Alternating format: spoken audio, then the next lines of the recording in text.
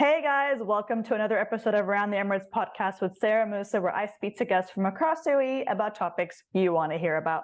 Today I'm joined by Mario. Hello, Mario. Hello, Sara. Thank you so much for being on the show today. So, for all you esports fans out there, Mario is CEO of the MENA division for GGTechEntertainment, which is one of the largest esports companies in the Spanish-speaking world. Thank you for having me. Of Super course. excited to be here.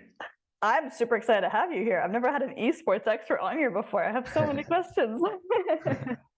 So, Mario, I would love to hear more about kind of the esports industry. I myself, I'm not super familiar with it. So please tell me your story. How did you get into this industry? And we'll take it from there. Okay, perfect. So, well, I've been in the entertainment industry my whole career. I was focused, very focused on the traditional sports at the beginning. Then I jumped into ticketing for global events, from sports to music, concerts, festivals, and so forth. And then I had the chance to get into esports gaming. I definitely saw that as a future. This was 7 years ago, and it was starting to grow exponentially, and that's when I decided that this was fun. It was fun within the entertainment industry. That's one of the reasons I decided to make the change. And the other was gaming sounded like a lot of fun. So yeah, that's how I switched from traditional sports to esports, to electronic sports. And that's when I started focus mainly on developing growing regions like in that time was Latin America, focusing on creating grassroots, focusing on creating the first professional scene within the region, and from there scaling it to worldwide competitions. Wow. Yep, that was it was a lot of hectic work, but fun. Okay, so let's talk about your transition into the esports. What was that like? It was kind of different because I was switching from a completely offline kind of event to a 95-97% online event. So mainly focusing on creating all this content from a control room, on an office or on a production studio. It was completely different. It was a lot more technical, a lot more focused on creating quality content that could actually speak to the community, and looking a lot at numbers and KPIs and growth of the product. So it was totally different approach. I was coming from how many people fit into a certain venue. Okay, we need to bring 10,000 people to a venue, to how many people do we have doing a stream on a certain time? How many thousands or hundreds of thousands of people do we have connected online at the same time? So the measures were completely different. That's incredible. I mean, that sounds like it was the biggest change in everything that you know. I can see the reasons why you'd want to jump into something so interesting, but what would you say were the biggest challenges into that, making that transition? Well, developing something that actually has never been there before. It has a kind of an appealing sense, but also it has a lot of challenges, like getting the trust of the brands and investment that is needed to create this kind of content, which is as any other kind of production or audiovisual production, it's quite expensive. So you rely a lot on sponsors, brands, and other kind of investors.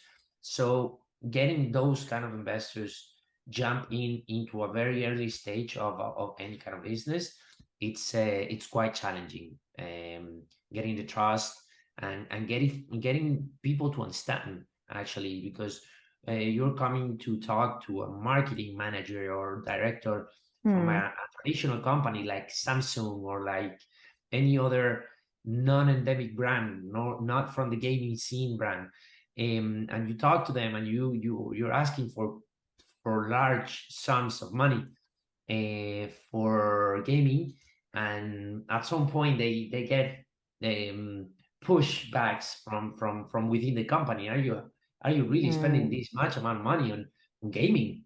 What are you doing? What's going on?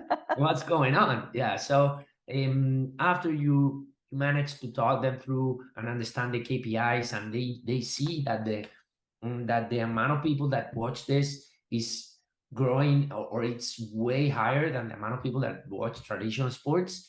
It's just that the way of communicating and the way of creating content is completely different. That's when people start jumping in and saying, okay, this is really interesting. This is the future, and the future is now, because it is actually happening right now. So yeah, it's a process. Very interesting. I like how you said that this is the future and the future is now. Do you feel like this is something that is going to continue rising? Do you feel like this is something that people should, even if they're not super interested in esports, they should at least learn about it, know about it?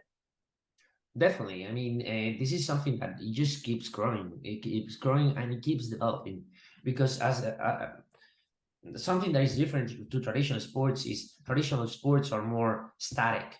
They don't develop.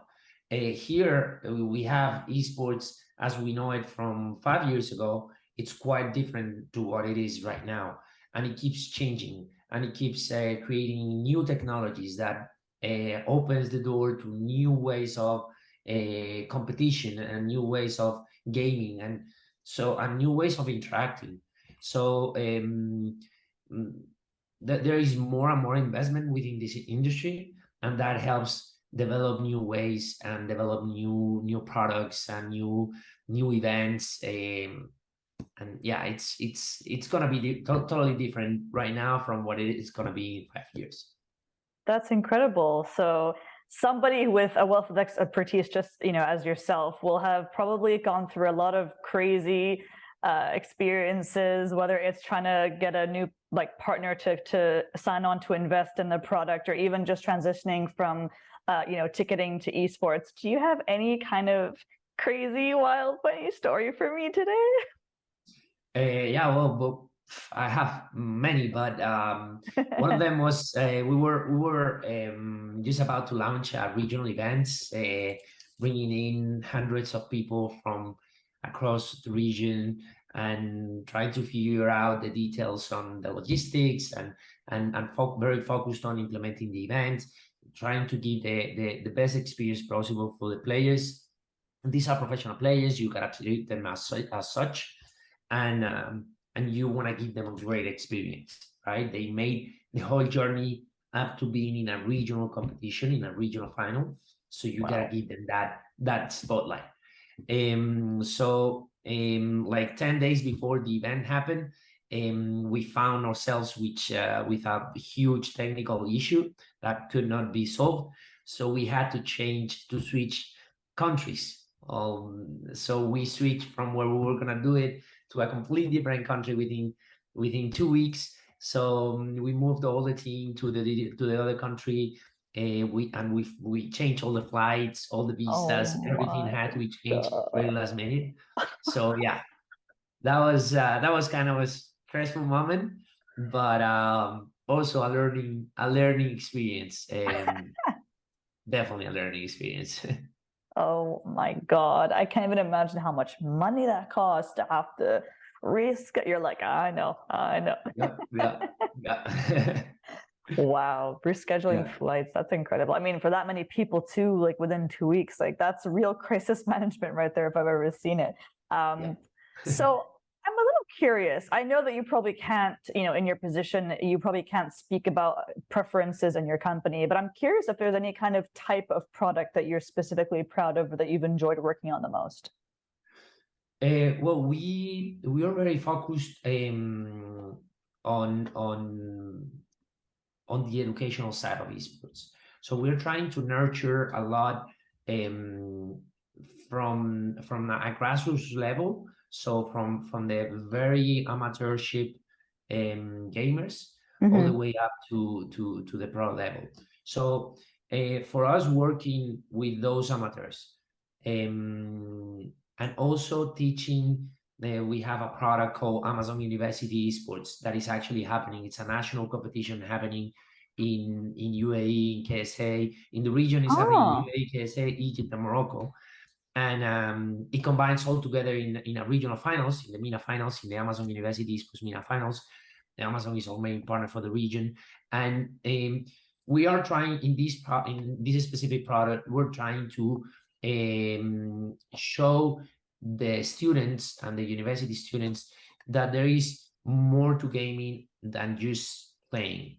Yes, playing is definitely a part of it, and a part to becoming pro within the scene, but there are many other different departments that they can actually work on and develop themselves a career path.